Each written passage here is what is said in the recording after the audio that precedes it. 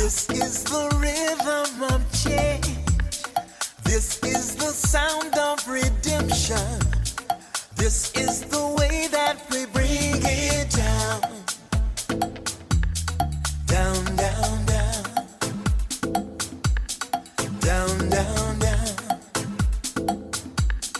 Down, down, down. Down, down, down.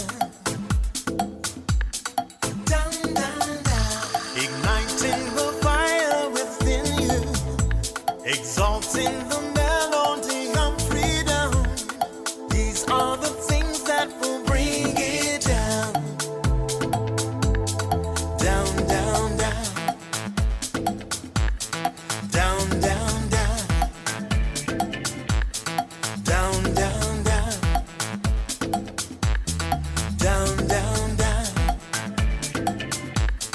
Down, down, down. So gather the faithful.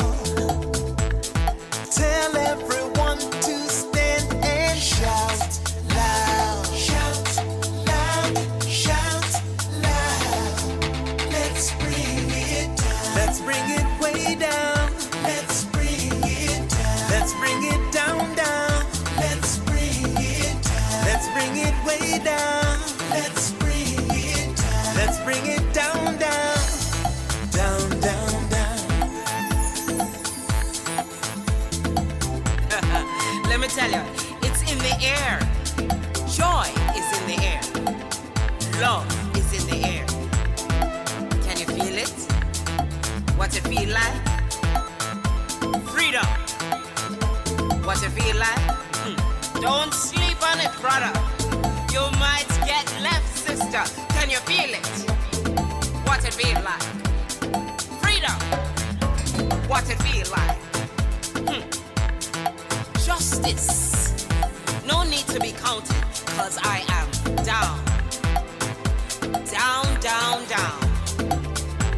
Down, down, down. Down for the end of racism, for the end of bigotry, cause I am down. For the end of misogyny, that's right. For all the isms out there, just down, down, down. Let's bring it down. Rise up, people. No more foolishness, and let's bring it way down. Riding the river of change into the cries of contrition. This is the way that we bring it down. Down, down, down. Down, down, down. Down, down, down. Down, down, down. Down, down, down. We are the children of Eden, dancing and celebrating freedom. We are the ones that must bring it down. Down, down, down. Down, down, down. Down, down, down. Down, down, down. Down, down, down. So gather the faithful. Tell everyone to stand and shout loud. Shout loud. Shout loud. Let's bring it down. Let's bring it way down. Let's bring it down. Let's bring it down, down. Let's bring it down. Let's bring it way down.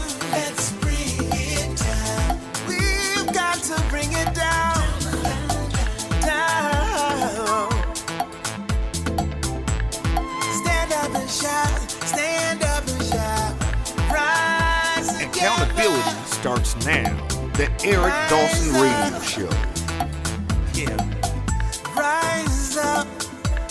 Stand up, shout it loud. If you are not prepared to come to that table and to represent that voice, don't come. Because we don't need any more brown faces that don't want to be a brown voice. We don't need black faces that don't want to be a black voice. We don't need Muslims that don't want to be a Muslim voice. We don't need queers that don't want to be a queer voice. And if you're worried about being marginalized and stereotyped, please don't even show up. Good morning. Are you concerned Good about? morning, Vietnam. Are you concerned about being marginalized? The stereotype, name call? I got a couple. Hey, Eric. Yes, look, sir. I'm black. You know what, Kevin? I forgot about that. Black. I'm black. Look, that's my thing. When people start talking, I'm like, I'm black. Yeah. That answers everything. Cover me. I'm black. How you guys doing this morning, man? Hey, I'm doing well, Kev. And Diane. You know what? I enjoyed our conversation yesterday. I love it, Eric. I got to tell you, when you get heated about something, I be wanting to fall on the floor. I say, there you go. He's mad right now. I enjoy it. I said, when you put that finger up, Eric, I said, we are done. Hey, listen. I love it, Eric. What's I love her name? it, buddy. Amina came down into the studio, man, and she bolted my chair to the ground so I don't fall out of it today. Wait a minute. I saw the camera yesterday, Eric. My hand was going like this. Look. I was like, I tried to keep my head together. I was like, oh, God, man, that was funny, man. Hey, man, listen. Oh, that was funny. Hey, listen, that was funny. I said, Eric got that finger up. We're done this morning. That's good, though, Hey, listen, man. can I do this before, and this is some shameless promotion. Well, firstly, I want to thank everybody who has gone on and offered prayers and well wishes to my family. I posted a picture of my uncle who passed away on the 16th of this month. I posted it up last night. And you know, my mother always says to me, Eric, why do you post stuff up on social media? I said, well, Ma, I don't know all the people that my Uncle Clyde knew, right? And by me posting that up there, it circulates. And lo and behold, I got a note from former Councilwoman Mamie Bridgeforth, who I did not know had a relationship with my uncle. Oh, yeah. You know, and she said she has had a 20-plus year relationship with him. In fact, she said she was just going to call him because it's tax season and he does her taxes. And so it was an utter shock for her to know that he passed away. And then there were a bunch of other people who commented and asked to be let know when when the services were going to be. So I think that as much as we talk about how bad social media is, it can be an effective and useful tool. So I want to thank everybody for that. Then the second thing I want to do, and I know we want to move on quickly to some stuff. We got a lot of heated stuff, and I did a graphic of it. Because the importance of it, if I can find it, I'm going to bring it up very, very quickly. This is, and we were talking about creating a store for this shirt that is now available, right? We talk about economic empowerment for our community, for our people, for candidates who are running specifically with an agenda that addresses the myriad of issues facing the foundational Black American. And one of the things that I thought about doing was creating, we talk about iconography, right? And so to me, this is iconography that I think encapsulates the things that we've been talking about at least over the last year or two. Right, one, American descendants of slavery, and then secondly, our marker, right, which we now define as 1619, and to wear this, much like we wear a jersey from any other team. We talk about our team, and our team is losing. Well, we need to identify more. But anyway, the idea is, and I gotta codify it, and I want you guys to help me, is to take a portion of the proceeds for this shirt and to create a political action committee where we identify candidates who will unashamedly wear that shirt, right? Saying that they are going to represent issues that are impacting this specific group of people.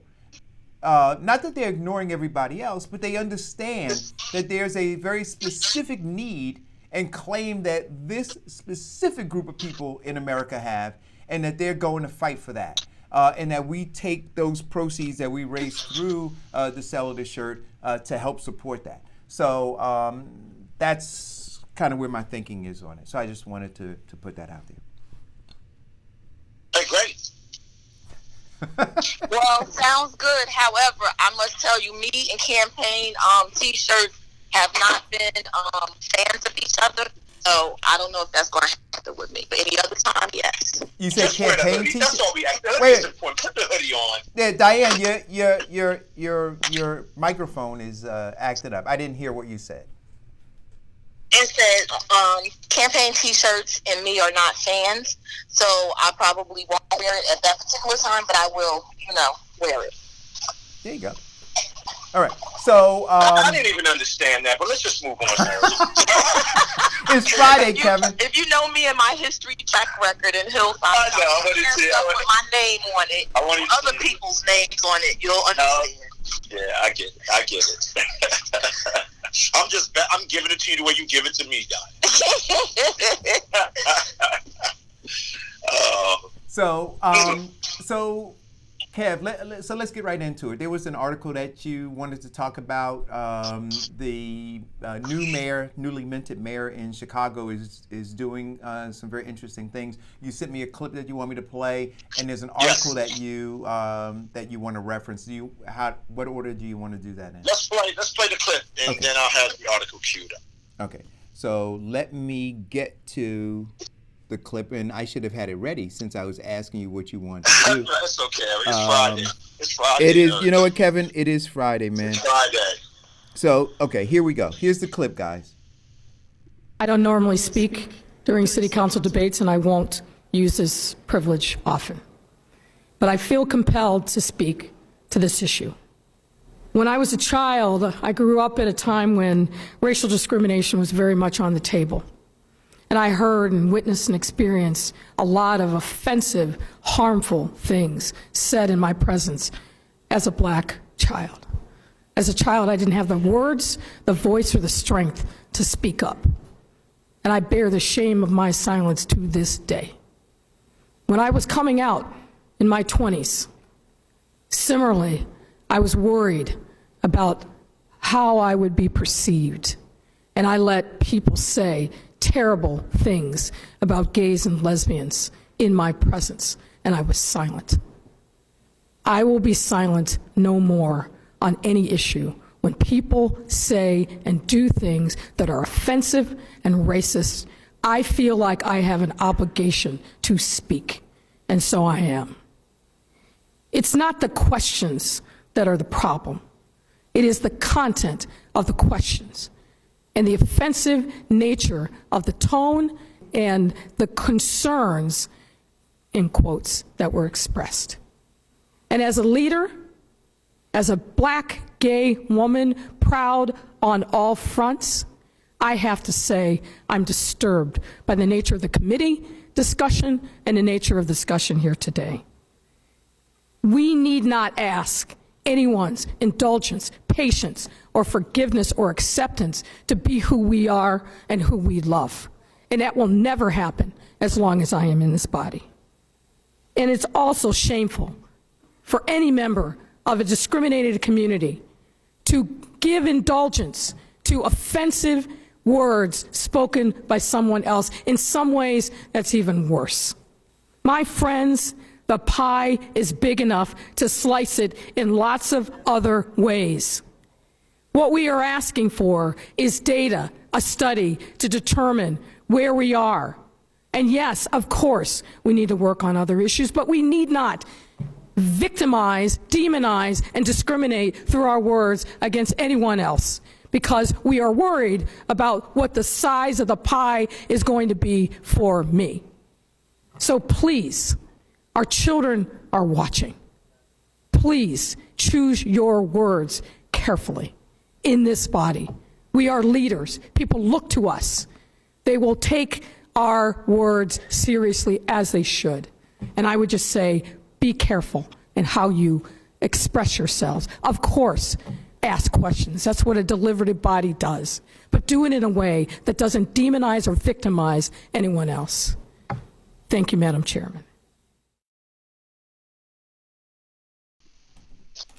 So I hope we remember those words as the day goes on today. yeah. So here's the thing, right? Offensive. And, I know Farrakhan is listening. And I appreciate the fact that the last time he called in, he actually looked up a word and said, I'm going to hold you to the definition of the words. So she said offensive. So we need to react to things that are offensive. And we need to have the same vigor that she showed here to say we're not going to tolerate it. We're going to have zero tolerance for things that are offensive. Go ahead, Kev. I'm sorry. Well, let me tell you, I've been watching this wonderful woman who had a hard election and won with dignity and treated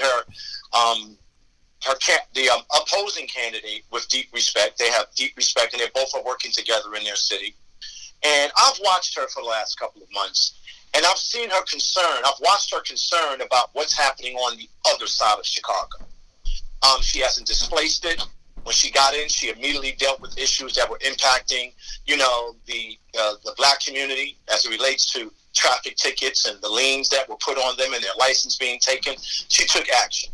Then she said she wanted to move a little faster and a little further in her vision for restoring those communities, not gentrifying them, but restoring them. So she goes out in the last couple of days, and I'm quite sure it's the last couple of months. Hold on, Eric. And she's putting this plan together. And it says here, Lightfoot planning anti-poverty summit to bring transformational change to neglected neighborhoods. Now, when I heard her speech earlier yesterday, I kind of got it. It kind of connected for me that she's out there in Chicago talking about restorative justice. She's out there in Chicago talking about repair, and she's a brilliant attorney. She's out there talking about how can we restore those neighborhoods and bring back life to those neighborhoods and bring back families to those neighborhoods. And what I believe happened, I think the discourse on the council became a little bit racist, a little bit out of whack from what she was trying to approach building and restoring those communities. And she had to come and speak on the floor about it. And I was very encouraged because that showed me that she was willing to fight for what she knew was important. So let me give you a little bit about, she says here, we as a city will turn in a different direction and make sure that we leave no one behind because of their race, their gender, or zip code, right? And then she goes on to talk about the plan. It says, Mayor Lori Lightfoot said Monday she plans to convene an anti-poverty summit to marshal resources from around the city, business community, and philanthropic groups to rescue Chicagoans trapped in the throes of generational poverty. Now, the reason why I would accept that from her is because I can see that she's a deep thinker.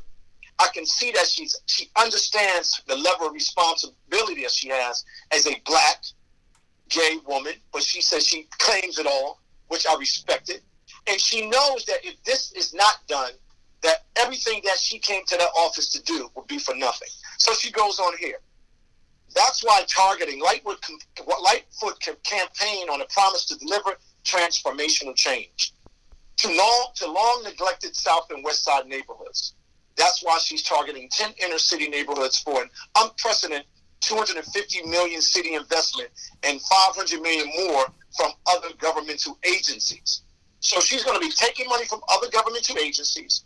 She's going to be raising $250 million, and she's going to engage in a Marshall Plan to what? Change the dark side of Chicago into a thriving metropolis without gentrifying them, without completely pushing what's left out, or without saying that these people are bad and these people are responsible. So I got to tell you, I've been watching her, and I'm very pleased because we always talk about, people doing good work.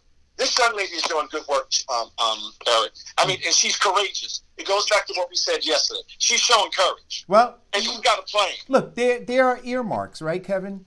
One is she taking risks? Is she showing courage?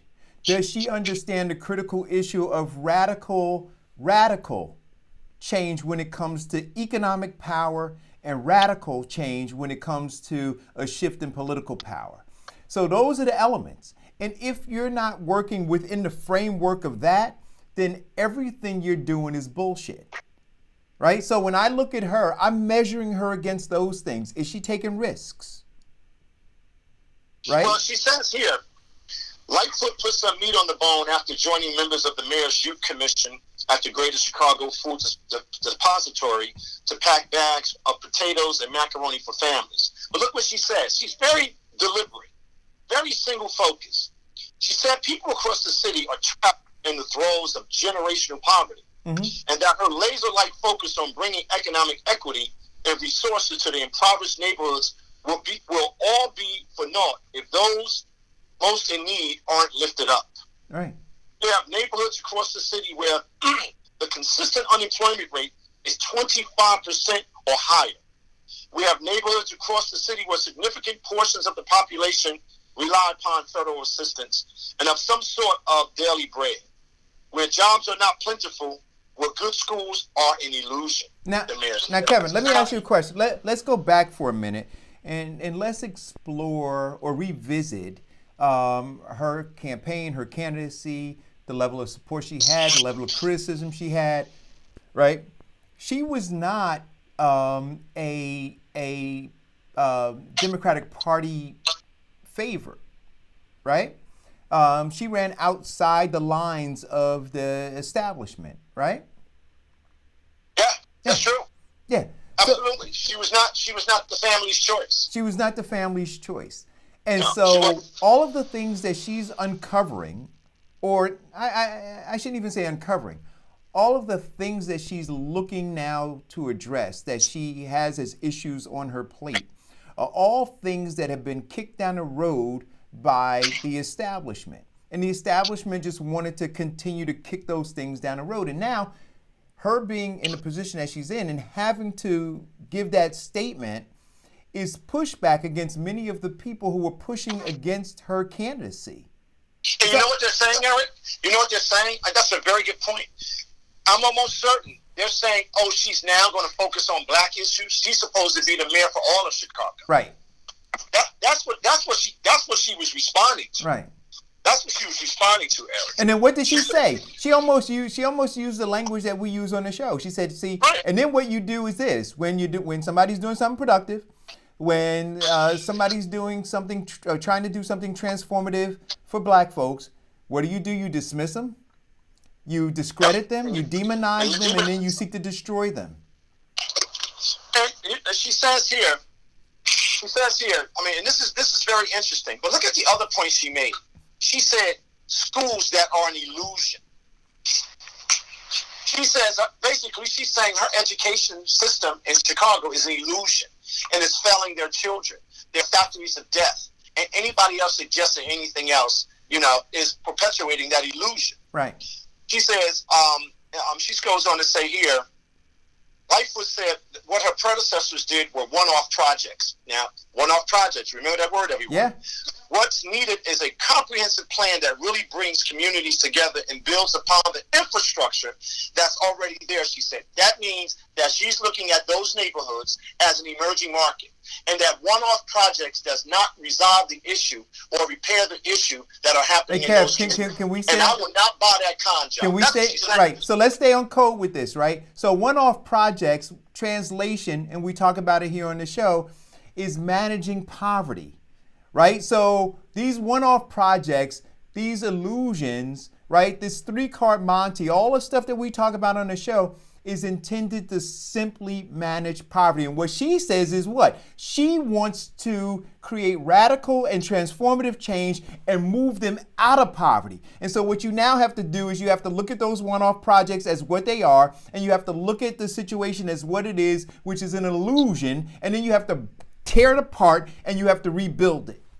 Well, let me say what else she says. While our central business district has been thriving, families on our south and west sides have been leaving.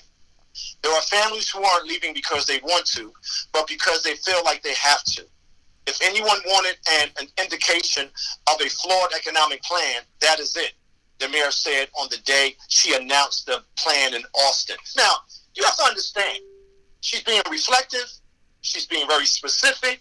She understands that the reparation and restoration has to happen quickly, and that she's going to be single-focused, and this is just not a one-off project press conference to make black people feel good.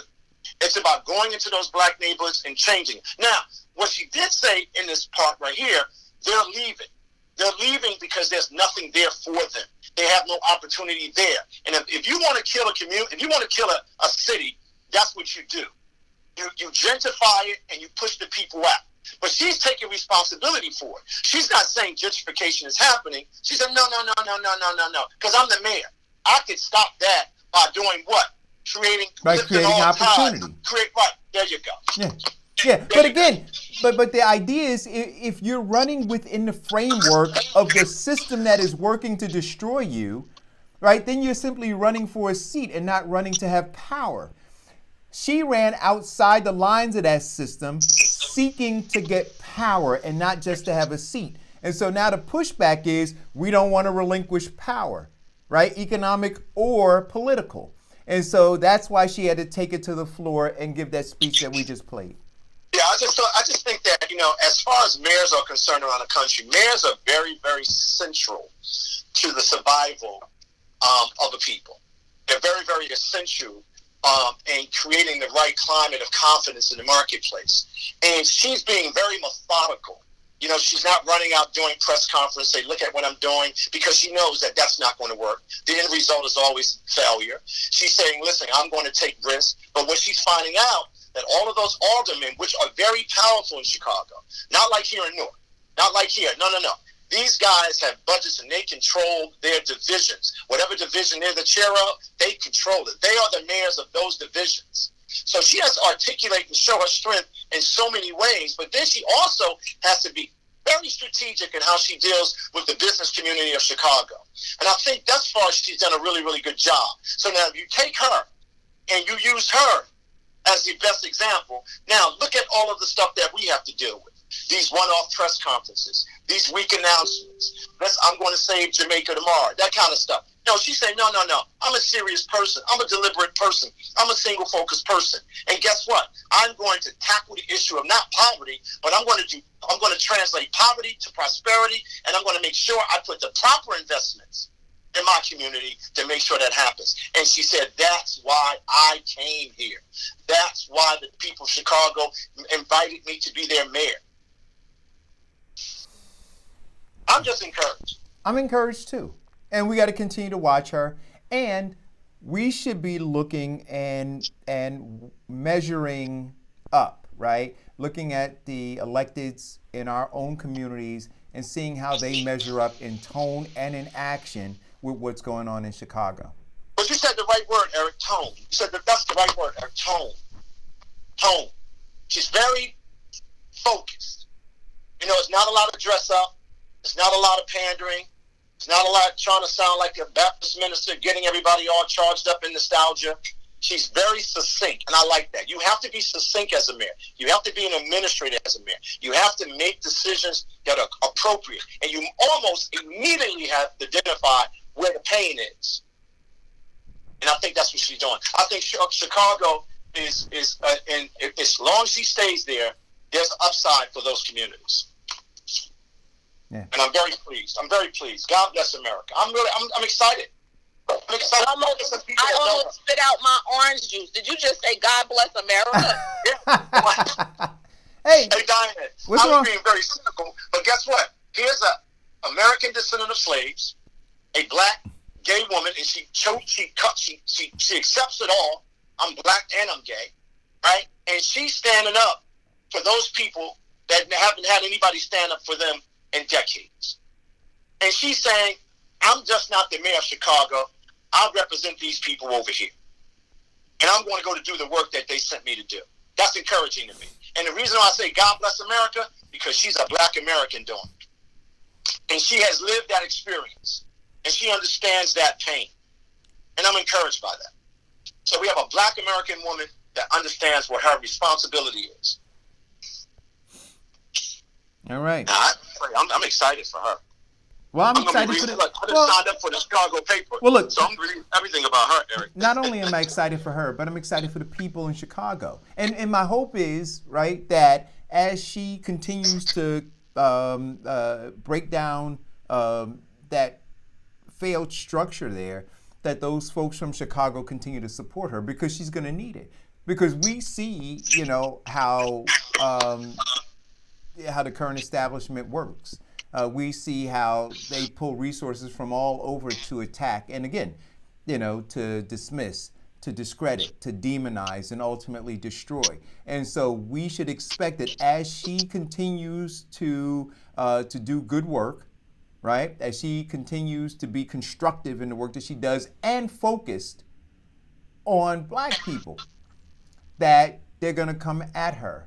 And well, she said it. She said it. Yeah. Demonized and victimized. Yeah. So she's and so down right? So now the onus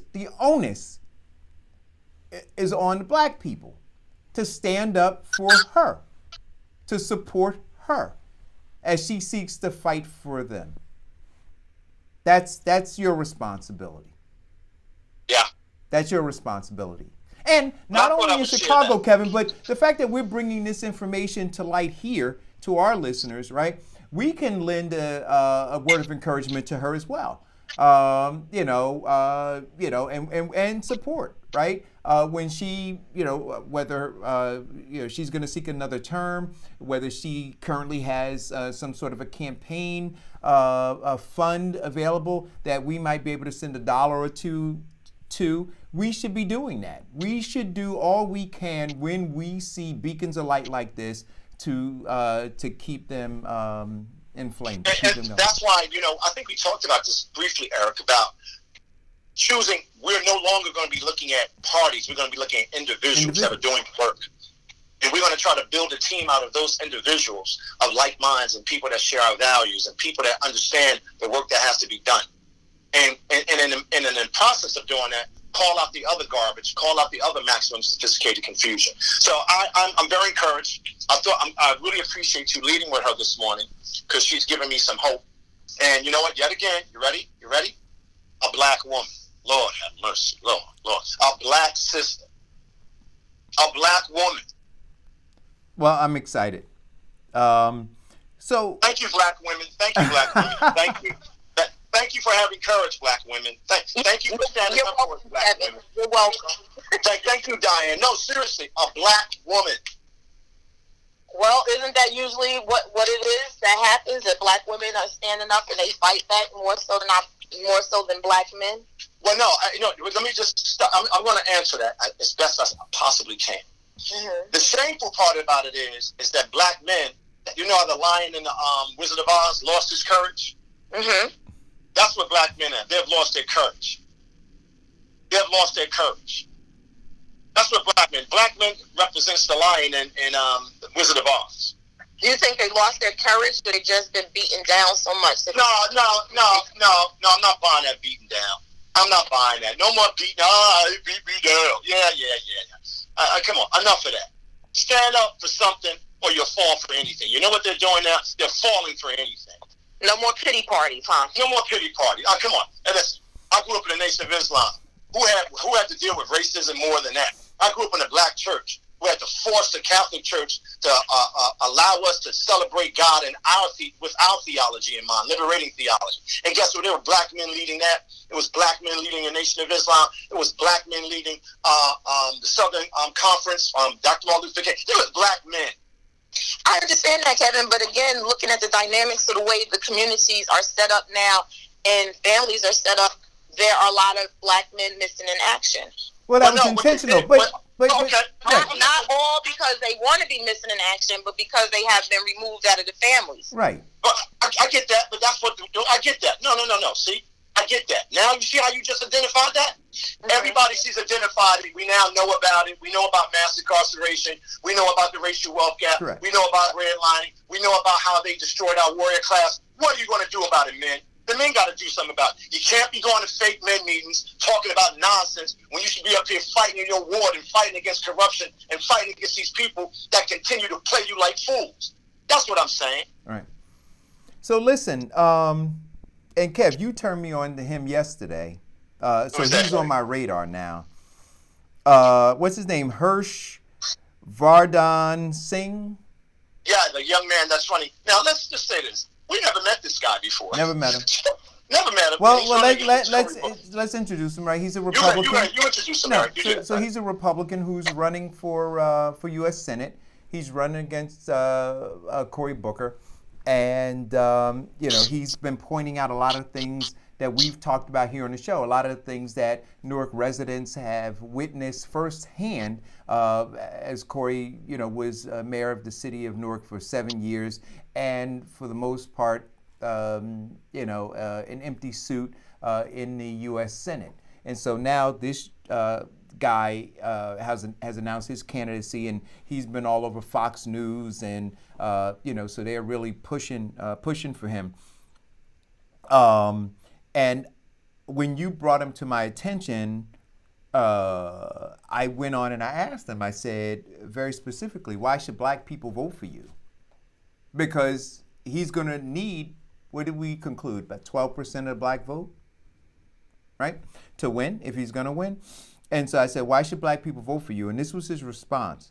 He said, Eric, because the destruction of the black family is appalling. The incarceration rate is unacceptable. The corrupt elements of this state keep the black community under their heel, and it is not right. Why are there one set of rules or opportunities for one group that are denied another? This is un-American, and I am going to fight to undo this. We as Americans deserve equal fair opportunity, and that will only happen when we come together and remove the corrupt elements that oppress society by dividing us. And so then my response to him was, I said, you've eloquently stated many conditions adversely affecting the black American, but you haven't answered my one critical question. Why should black people vote for you? And his response to me was, Eric, I want to fix these things. The other side has only played lip service. And then after that response, I invited him to join us on the show, and he has said that he's willing to come on the show and talk more about these issues. So he basically gave you a blanketed answer. Yeah. Hey, Kev, you're... I'm on now. Go ahead. So I think he gave an appropriate answer. He did. Because if he gave any other answer, I would have been suspect. I would have been very, very suspect. Because he has to come and meet us. When I say us, this so-called black community of people, black neighbors, to talk to us, so we can get a better feeling of what he was trying to say and his comments. See, anybody can come up with a platform and say, "I'm going to give you more," like Bloomberg did, right? Like Bloomberg did. He came out and said, "I got a plane." I don't want that plane. You never came and talked to me. You talked to two black people in the room. You don't know. You don't even know what you're talking about. That stuff is never going to work. Those prescriptions are failed prescriptions, right? So I would react to that kind of response as opposed to him saying that he has this big bold plan for black folk and he ain't talking to them. Right. But here's the thing that I find interesting, Eric. When people say black vote, I'm curious to what that means. So I'll give you an example. When you say black vote in America, because we are a land of diversity, as this diversity con job, are they talking about black American votes? Are they talking about Haitian American votes? Are they talking about immigrant African votes? Right. Whose votes are you talking about? Because we're not monolithic. And see, that black vote narrative is a narrative that has been developed to keep us all in some sort of inclusive club that we all together when we go to vote. And I dare say we don't. We're not. We're not. We're not. And they know we're not. Wait a minute, No, I'm sorry. Go ahead. No, and they know we're not. No, I'm just saying, but no, we use that. We black people say, "Oh, the black vote. They won't get the black vote. The black vote." So, okay, let's stay there with the black vote for a minute. Well, if that's the case, the black vote is a failed experiment because we are getting zero return, right, when we vote. So when you say black vote, I think of a failed experiment. So, and then when I think of black vote, I have to say, well, is he talking about the community I live in? Or is he talking about the diaspora of black people that live in this country? And we don't all vote on it. We're not monolithic. And you never hear them say Italian vote, Greek vote, Jewish vote. They don't talk like that. For some apparent reason, we're a certain class of people. You know why? Because they look at us as a tool. And we sell it. Black people sell that. That's all. I want to just keep it right there. Yeah. So one of the things, guys, that I hope that, and we've talked about this, and I'm looking forward to setting up an arrangement for him, not only to come on the show one time, but to be a frequent visitor of the show, to continue to have a conversation with us. I'm not looking to give anybody a sound bite or a one-off, right? This has to be an ongoing conversation, and I'm looking, and I said this to him in text messaging back and forth. We're developing a community of people here, Kevin, who are of very high political IQ. And so in removing the ignorant class and elevating the informed class, this is the table that we're saying you have to come and sit at in order to pass a sniff test if we're going to advocate for you, right? And we're not just, we've made a clear decision that we're not just, that we're not looking at Democrats. We're looking at anybody who has the courage to move forward to, in a serious way, address the myriad of issues that are negatively impacting the foundational Black American. Let me just read some of the feed. Let me read some of the feed. Sid says, because at times Greeks, etc., identifies white. Okay, that answers my question. Because they are, Just Shady Nathan says, because they are simply considered white, no need for the subgroups. Okay. Manira says, kick failed leadership off the island. Okay, she's on code. And there lies the problem. We are way too divided to accomplish anything. Can I say that right there for a second? When Just Shady Lathan says we are way too divided, I'm kind of in a trick bag about that. Because I never thought we were together in the first place. Because the enslaved African, the 1619 American descendant of slaves, were never a part of any other group. We were always a special, unique group to America. Just like if you was in Jamaica, just like if you was in Brazil, just like if you was in Argentina.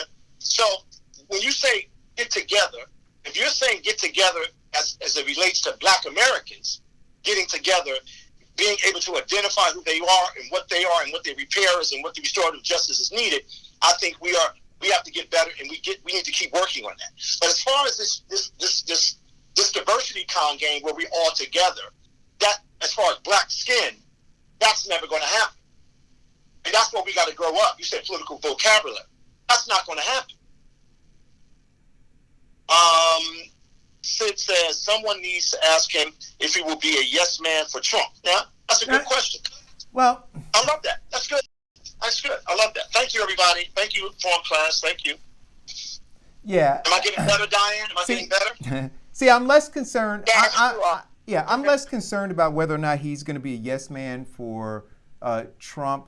I really have moved off of this Trump thing because the system, the question is whether or not he is going to be a yes man or a supporter of a system, because that system is what produced Trump. So even if he says, no, I'm not going to be a yes man for Trump, but you know what, I'm feeding this system that produced Trump, well, what's the difference, right? So I need to understand. So what you're saying is, we're not, what is he going to do? Is he going to join the party and be a part of the old white man's club that is actively developing a strategy to wipe us off the face? That's absolutely right. That's absolutely right. See, so we always got to look, we always have to look bigger, right? We can't stop. See, they've gotten us, this is the trick. They've gotten us to focus on Trump. There's something behind Trump, right? There's this behemoth behind Trump that we need to destroy. It is the thing that will spit out another Donald Trump if we're not careful. So it's not about Trump. It's, do you support that system? So when we talk about as foundational Black Americans, and we say that that this country has willfully imposed racist policies for hundreds of years that have set us back. That's not Donald Trump. You see, and so now when I had the conversation with him and said, well, why you? Why are you the guy? And now you point out all these different things, but those things are not linked to Donald Trump. Those things are linked to a system that has systematically and willfully imposed racist policies. So it's not about Trump. So why you? So if that guy's not saying to me, or not, and saying to the informed class, listen, I understand that system, and I am detaching myself from that system, and I want to be a part of blowing up that system, the hell with Donald Trump. If he's not saying that, then we got to kick him off the island too. That is the only thing that needs to be said. Blow up the system. Okay, but listen, we just had a conversation about it, so let's see what he says. But we should be open-minded to talk to everybody. Oh, no doubt. But I just want to. Yeah. No, I'm not. But you're making a point. See, but this is what happens. You made a very, very good point. About what does he stand for? I think he addressed your question efficiently. I think his response, back to your response to him, was appropriate. And now he said he wants to come on the show and have a further discussion. And answering this discussion about our black vote, which I think is immature, because we're not monolithic voters, and they sell us in the marketplace as monolithic voters, when in fact we're not, because blackness is just not being black, my black skin. I'm Black American. Right. I have a different perspective of where I sit in this country and what I'm responsible for as it relates to the success of this country. And you have black immigrants that come into this country that might see it completely different. We are not monolithic. And Kevin, and again, a litmus test for me is if any candidate who is, so let's get on the same page. If we understand, again, that there's this system that is actively working to destroy us, and folks are supporting that system monetarily or by lending their likeness by way of endorsements, then by virtue of their actions, they're our enemy. I can't see it any other way. I think we've been pretty clear, Eric. I think we've been very clear on that on this show. And I think we've laid out a bandwidth of information, and we have articulated it in so many different ways that we're only interested in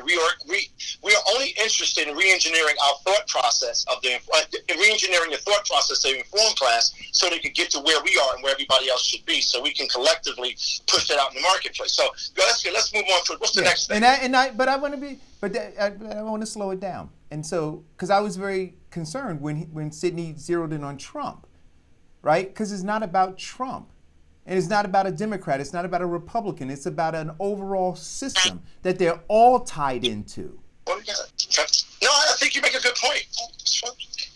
All right. You make a good point, bro. Yeah. So, what other? Hey, Diane, should we take a commercial, or are there some other additional things? I got I got some stuff to talk about, but let's do a commercial break and go in. I think the commercial break is too soon. It's a 10:45. Oh my God! It's I'm the producer. We got a good rhythm. Now she wants to take a break. Just keep on going with the show. The thing is at 11 o'clock. I am on point today, Diane. All right. Well, look, I want to. So we're gonna save the Hillside stuff for after 11 o'clock. I'm watching this Mike Bloomberg stuff. Yeah. Right. And to what the mayor of Chicago said about being offended. If everybody's not offended at the fact that this guy's not been, they touted how important it was to have debates and for candidates to stand on the debate stage and talk about their vision and the things that they're interested in fighting for and defend their positions and defend some of the things that they've done in the past. Mike Bloomberg hasn't been on one debate stage. Mike Bloomberg entered the primary race late. Mike Bloomberg has been the epitome of what we said we despise, and that is billionaires who buy our government. And he has spent an obscene amount of money, right? And now you have corporate media saying that he is fourth in the polls right now and closing in on Elizabeth Warren. And I tell you, I find it offensive. One, that he's spending the money and that he has such contempt for voters. But secondly, that a party who talks about the fact that we need to move money out of politics is giving him cover because they want to get rid of the progressive wing of the party. So they're willing to do whatever they need to do, even go against what they fight for in order to try to destroy the progressive wing of the party. I'm not surprised by that. Oh, I'm not saying I'm surprised by it. I'm simply saying that I'm offended. And I'm offended that those folks, I'm not surprised, but I'm offended, Kevin, that when I look in my feeds, right, folks who have propped themselves up as so-called leaders in the community, whether they're faith-based, whether they're leaders of nonprofit organizations that are supposed to be advocating for us, or whether they're elected officials, they're sitting silent as this guy who for 12 years emotionally brutalized black folks in New York is now spending an obscene amount of money to disrupt politics here. Well, we talk about it all the time on this show, who controls either party. There are obviously two oligarchs from the Republican and the Democrats that are doing the same thing. He's just actively running for president as a triple billionaire, almost a trillionaire. And you know what? He owns the Democratic Party. And so what do you suggest people do to cancel him out? Well, you can't cancel him out. I mean, the only way you cancel him out is if you don't vote for him. Well, I disagree with that. But I disagree with that, right? Wait a minute, Eric, wait a minute. You can disagree, but the guy has $152 billion. Right. He has truncated the media market right now, and he controls it. No other candidate is spending that kind of money, right, in the media market. He's paying all of their bills. Okay. Right? So now, if he doesn't make it if he makes it to the end, to the convention, if he gets the nomination or if he doesn't get the nomination. What I'm saying about Bloomberg owns the Democratic Party. That doesn't matter. But Diane asked a very specific question. But I was trying to answer before you cut me off. I'm saying to you, it doesn't matter. It doesn't matter if I say I'm going to vote for him or not. He's not going anywhere. That's my point. He's not going anywhere because he owns the party. Because he has the money. He's actually doing work for the Democratic Party because they don't even have that kind of money to do what he's doing. So he's messaging out about Trump. So Diane, so to answer your very specific question, right? So Bloomberg is looking for a return on this investment. Right? Let's make no mistake about that. So we have to first identify what the return on the investment he's looking for. And then if you discourage that by saying you're not going to get that return on investment, that's how you cancel him out. The very fact that he understands that the structure of the Democratic Party is that you have Negro whisperers and slave catchers who will block and tackle for him as he proceeds with this absurdity, is the reason why he believes that he's going to get a return on the investment. If, however, there was an uprising such that he realized, you know what, this isn't going to fly, then he'd try a different tact. But we've not presented that. He did try a different tactic. So here's the question: do you think that if it wasn't for the stop and frisk, he wouldn't be in the top tier as a contender? I think all of those polls are bogus. We should stop talking about polls. I'm talking about market share. He controls the Democratic Party. We always said that oligarchs control the party. He's a great example of what we've been talking about, right? He's going to spend close to $500 million, right, controlling the party, messaging for a party, and guess what? His payback is to get on that stage and have an active role in defining what this country is going to look like in the future. Didn't Hillary Clinton have that same type of financial control, and it got her nowhere? No. Hillary Clinton was not a zillionaire. This guy, you have to understand, this guy's very methodical about what he's doing. Right, but she controlled the Democratic Party. No. She was a major controller from the perspective that she was institutional, that she understood it, and she had power within that construct. But this guy sits over that. See, I disagree. I disagree with Kevin. If you look at the Republican Disagree Party, with me on who owns it. I'm not disagreeing. I'm not Eric. disagreeing with the fact that he's a billionaire. What I'm simply saying to you is this: when we look at how in 2016, how they canceled out I believe there was 17 candidates who were vanquished by Donald Trump. Money seemed to be the issue, right? Because you're talking about him being almost a gazillionaire, whatever that is.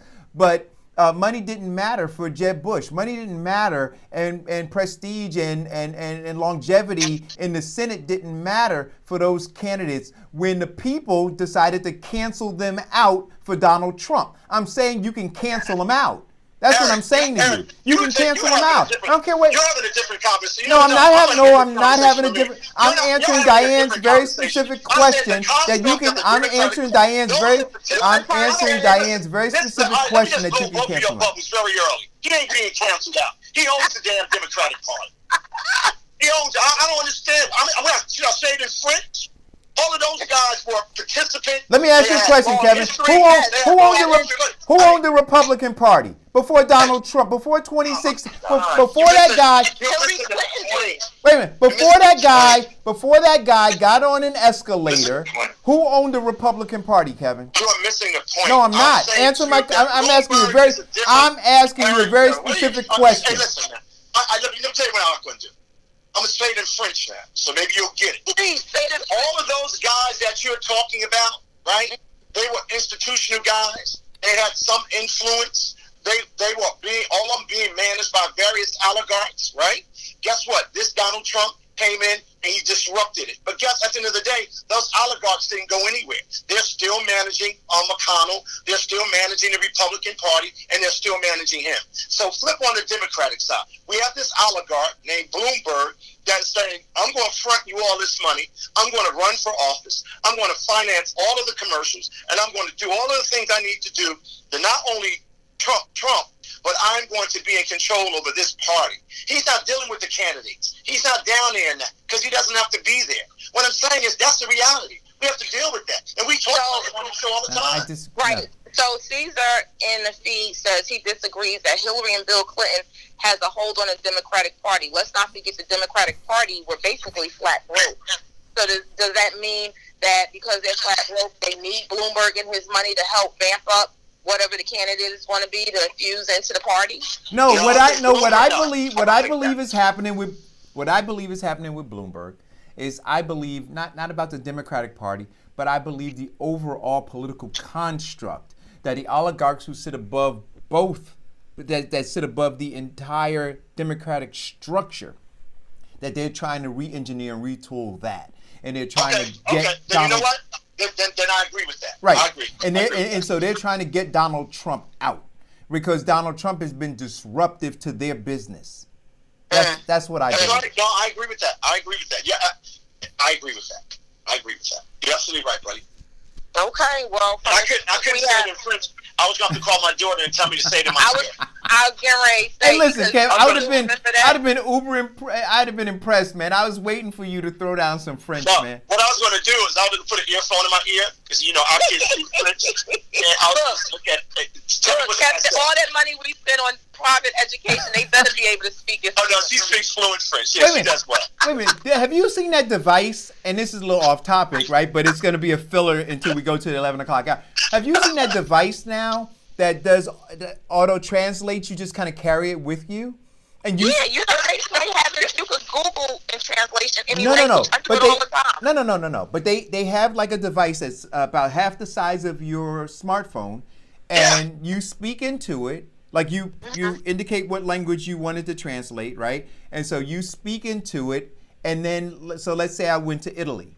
I would speak into it, and then I would hit the button, and the person that I want to understand what I said, it would translate it into Italian, and then when that person replied, I would record theirs, and then it would give it back to me in English. So now, I'm looking at this. It's making you lazy. I gotta tell you, when I was in Cuba, Eric, this is the first. Is it making you lazy or more efficient?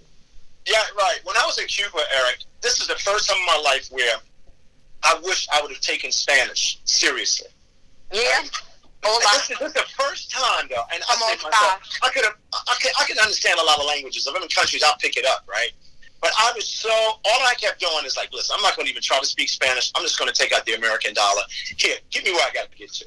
And I felt so bad. I really did. I should have taken Spanish much more serious. Right. Oh, that's but terrible. but it is a serious question because you said it makes you lazy, right? But Makes you lazy. but I for want me, to. That No, it makes you doesn't lazy. make you lazy. It's beneficial, especially if you're in a different country and you're doing business. It's good for me because I use a translation, not that particular device, but I have a translation on my phone that I use because I have clients that speak Spanish, but they speak English, but they understand it better in Spanish than they do in English. So it helps.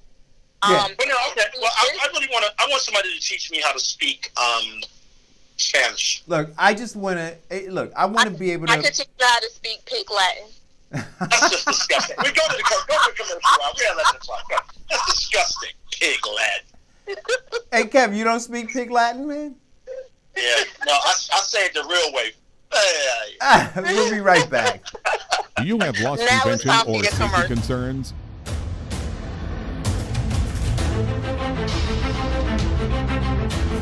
Black Belt Security and Investigations has armed and unarmed guards that can protect what is important to you. For security you can count on, visit www.bbsillc.com or call 1-800-493-1859 today. It's time to turn up the heat in your house or apartment. So here are some fire safety tips from Diane L. Murray Insurance Agency to keep you warm and safe this winter. Don't overload your electrical outlets. Keep flammable items away from fireplaces and space heaters. And put a fresh battery in your smoke detector. Turn to Diane L. Murray Insurance Agency for your home and renter's insurance or bundle it with your auto insurance and save. Call 908-686-4609 or visit dlminsurance.com today.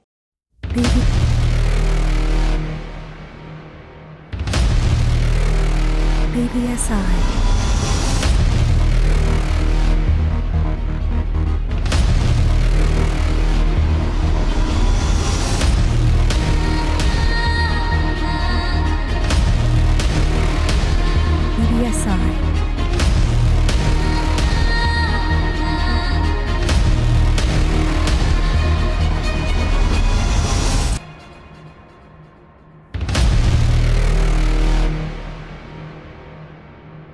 BBSILLC.com.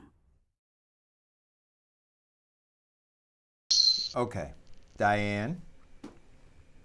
Kevin.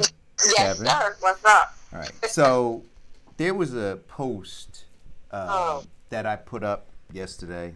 Or did I put up? No, I put up late last night based on some information that I received about some goings on in Hillside. And apparently it created a little bit of kerfunkel. Is that the word? I think that's the word.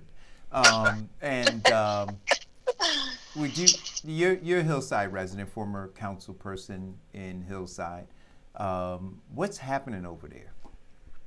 Well, apparently last night they had a swearing in of a new school board member. And the school board member happens to be the son of the Hillside Democratic Chairman. So people are very upset. They're more than upset. They're really pissed and angry about the illusion of having his family member appointed to a board seat. And I don't know what the specifics of it was, whether they did open call for other people to fill a seat, because it was a seat that was vacated by a long-term school board person who decided that she no longer wanted to be on the school board. I'm not sure for what reason, because I haven't spoken to her. But she vacated the seat in the middle of her term. Anthony Salter's son was then appointed to the seat. Not sure what the process happened or what should have happened. And that's kind of where it's at right now in Hillside. So people are very upset. Right. So who is Anthony Salters, for context? Oh, Anthony Salters, if you will listen, I said previously, is the Hillside Democratic Chairman. Okay. So he is elected by the district leaders of the town.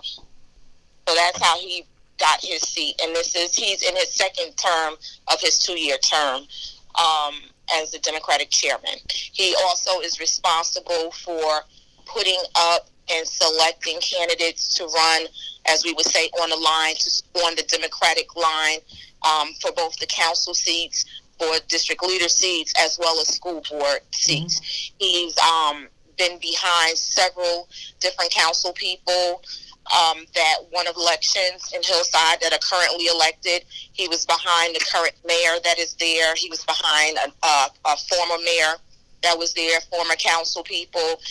And basically he has, as people see it from the outside, he has control of both the council as well as the school board. And people are upset because they see that the town has still not moved forward and progressed under his thumb. So let me say this first. You use a term that concerns me. You said happens to be his son. That implies, right, that there was no foreknowledge, right? Like it just happened. Like he looked up and all of a sudden that was Anthony Salters Jr. And he went, oh my God. It wasn't happenstance. I don't believe. I'm an insider, and I believe that it was calculated. So there was a calculated decision to appoint his son to a seat on the Board of Education in the township of Hillside. And the question that I have, and I think it's a question that all of the folks in Hillside should be asking, is why your son?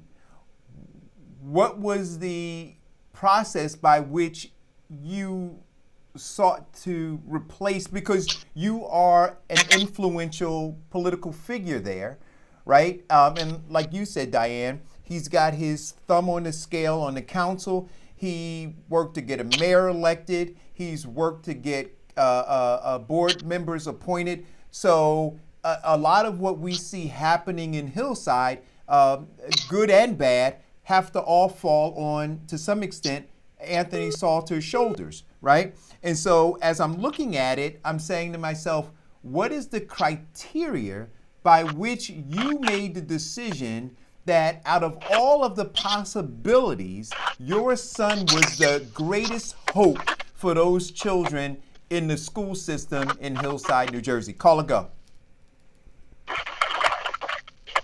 Hello? Am I on? Yeah, caller. This is Anthony Salters. First, thank you for letting me speak on this issue.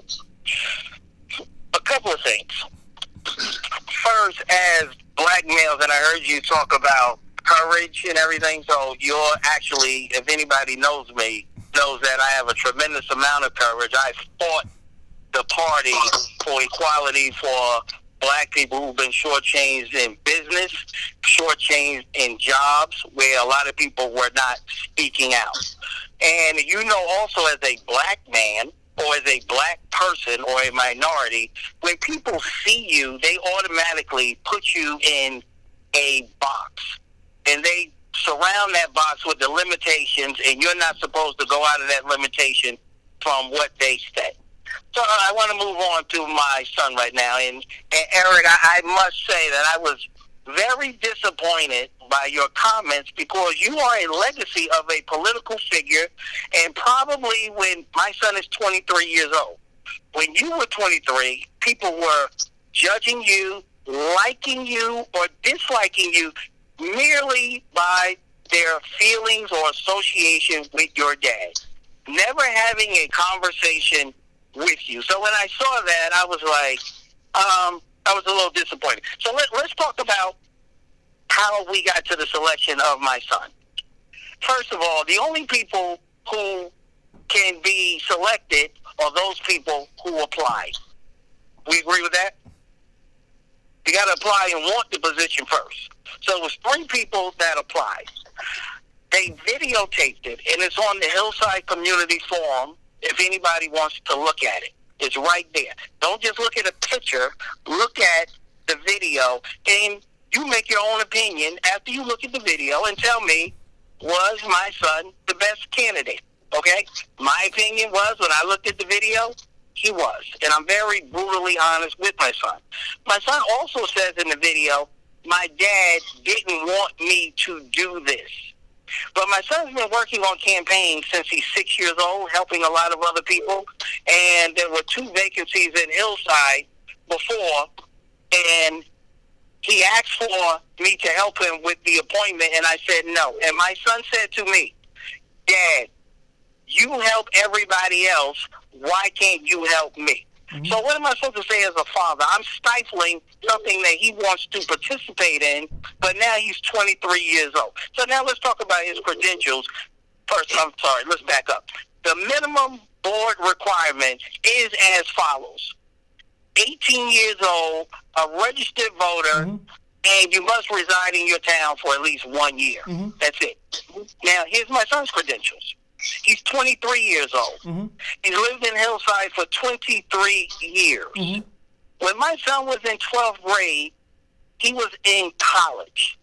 He went to college for the whole year when he was in 12th grade because my son was going to summer school every year, 9th, 10th, and 11th grade, not because he was failing, but to get ahead. When he got to Montclair State University, he graduated in 3 years. Still had time to pledge the Omega Psi Phi Fraternity Incorporated.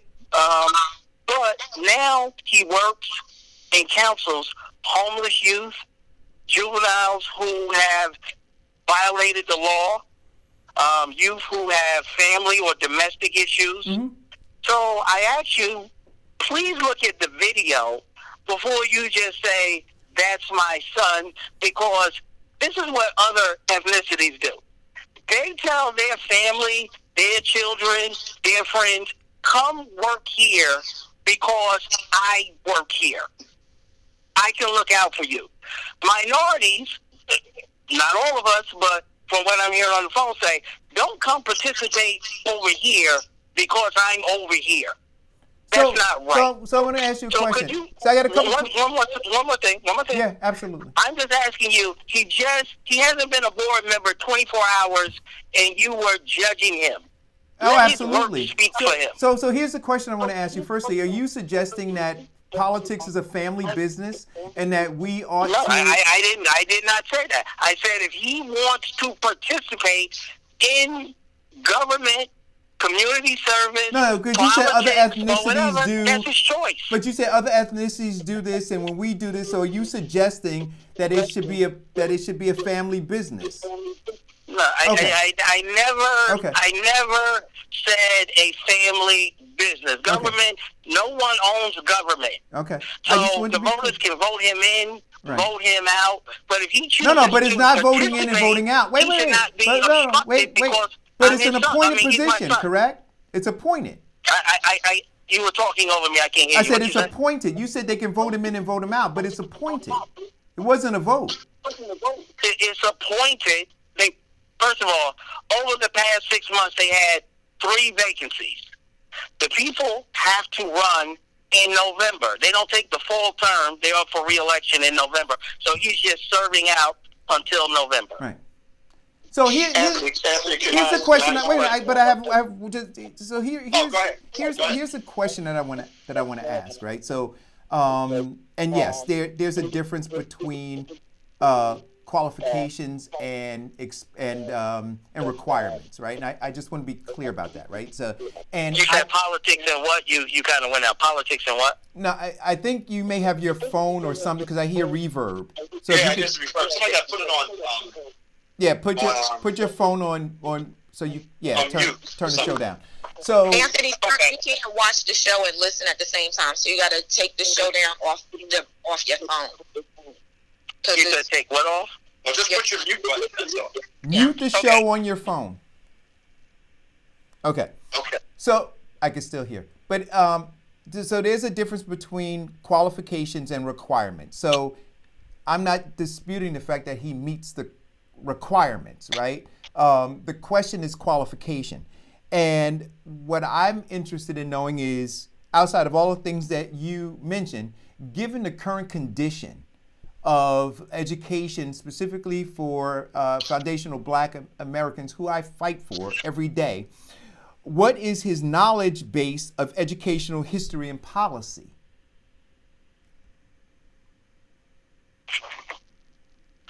mean, that's a very broad question, but my son follows governmental action in Hillside, whether it's the township or the Board of Ed, extremely close. Those same children that he counsels goes to these schools with those problems. It may not be those particular people where he works, but he deals with them and a lot of people who fall through the net because schools are not a social service agency, but he can relate to the conditions and the help that they need and how to get them help. Right, and I'm not suggesting that kids don't need advocacy and all those kinds of things, but I'm speaking very specifically when we talk about what are the major issues in our community and how to begin to solve them. And when we on this show refer to these schools as factories of death and how to improve them, I'm saying to you again, what is his very specific knowledge base on educational history and policy? Let me say this again.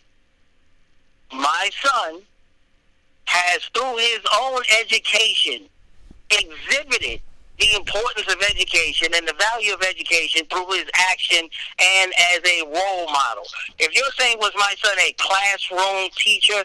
No, that's not his life work. His life work is dealing with people directly. But on a Board of Ed of 9 people, you need people that are good in finance. You need good people that are good in instruction, buildings and grounds, labor. It takes all kind to make an effective board. So, and he's 23. He's a millennial. He's not on the wrong side of the law. He's trying to do something for his community. And we sit here and tell all these other children in school, go get your education and come back to our community. No.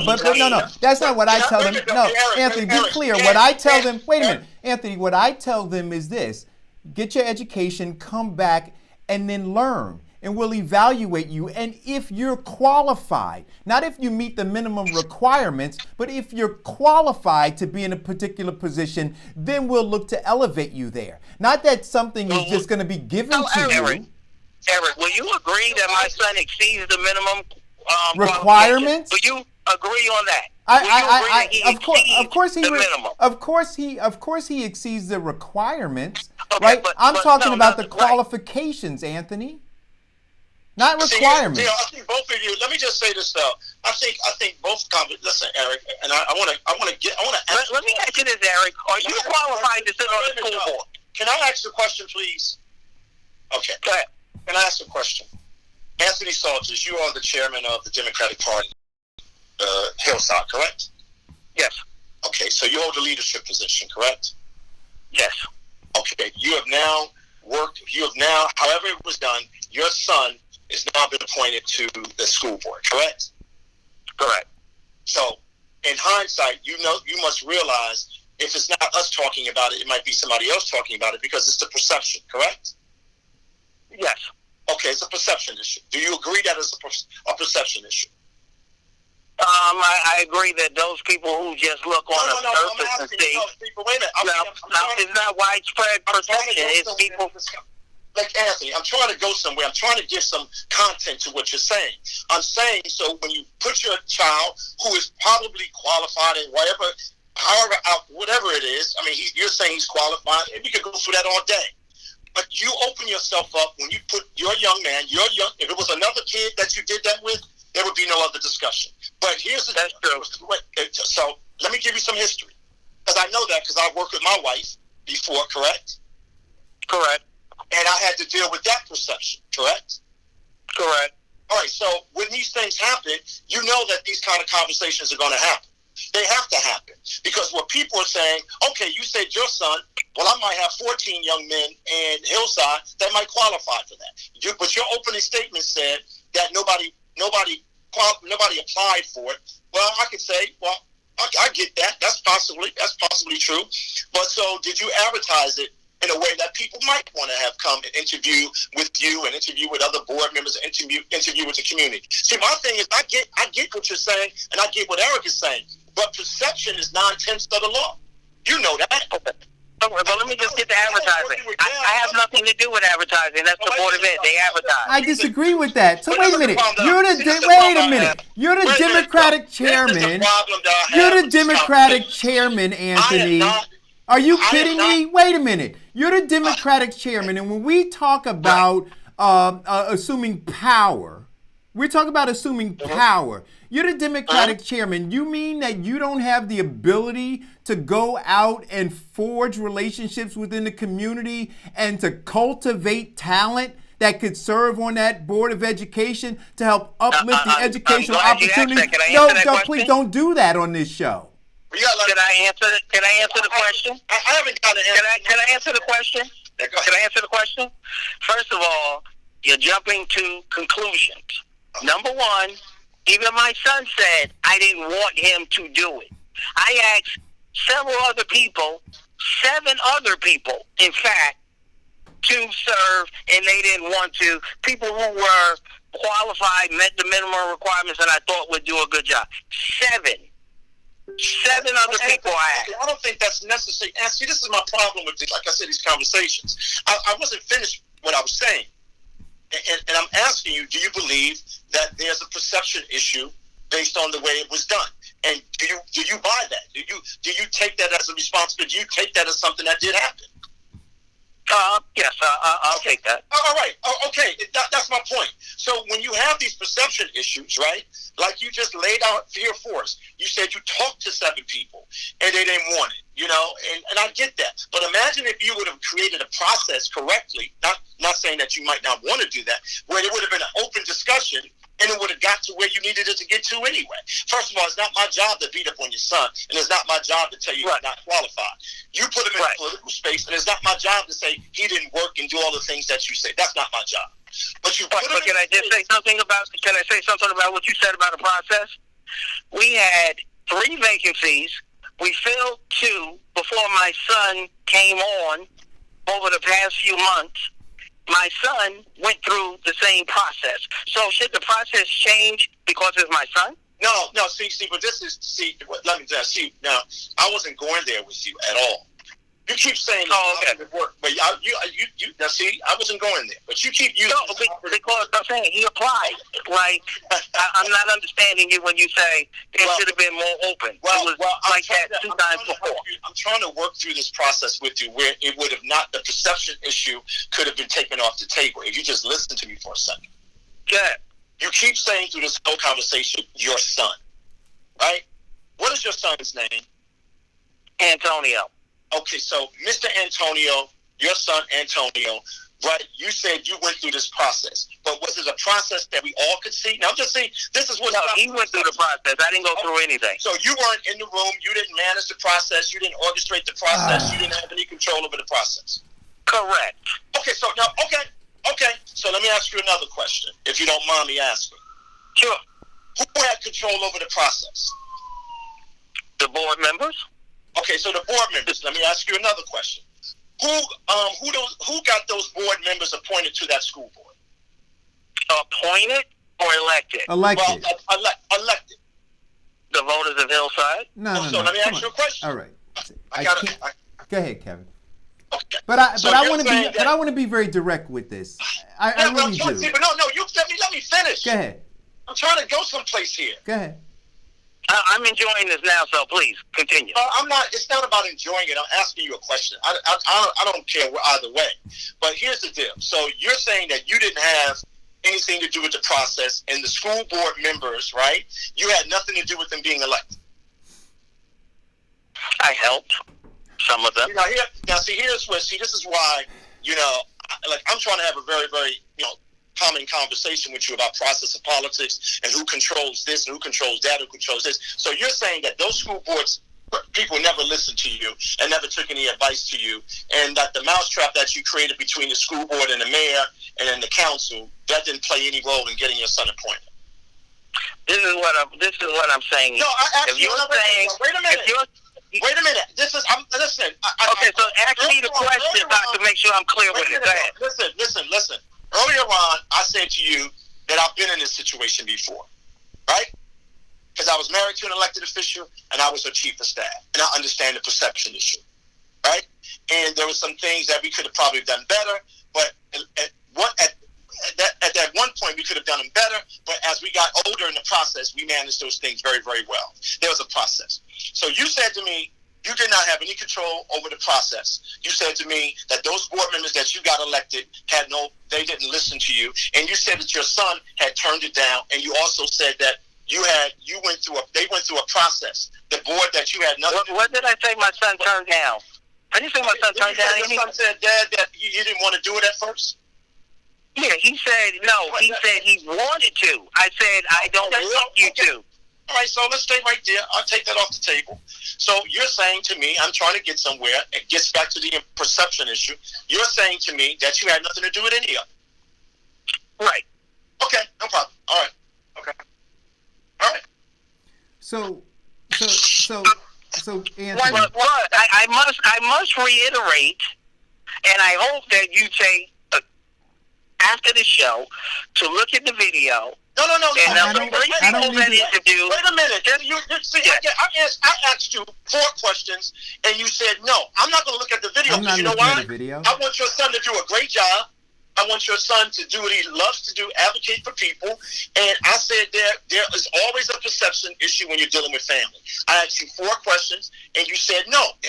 Right there, I said that ended it for me. I said okay. Understood. I didn't say anything outside of that. I didn't say that you shouldn't be concerned about your son's future. I didn't say that your son wasn't qualified. I didn't say any of that. So, Anthony, I talked about your role. So, Anthony, I have a question. Sure. Diane, good morning. Good morning. What were the qualifications for the other 2 applicants that applied? I don't know. So here's the question. Again, unless you have another question, Diane, go ahead. I got a follow-up question for this because I got a text message, and my understanding is that the other 2 were educators who are also Hillside residents, and they teach at a collegiate level. That's my understanding about those other 2 applicants.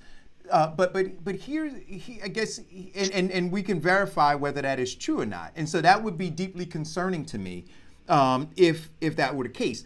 And here's the other piece for me to suggest to our audience that you are the chairman of the Democratic Party there, and that your thumb is on the scale when it comes to who gets elected mayor, that your thumb is on the scale when it comes to who gets elected to the Board of Education, but then you have a hands-off when this process occurred, and it happens to be, as Diane said, happens to be your son.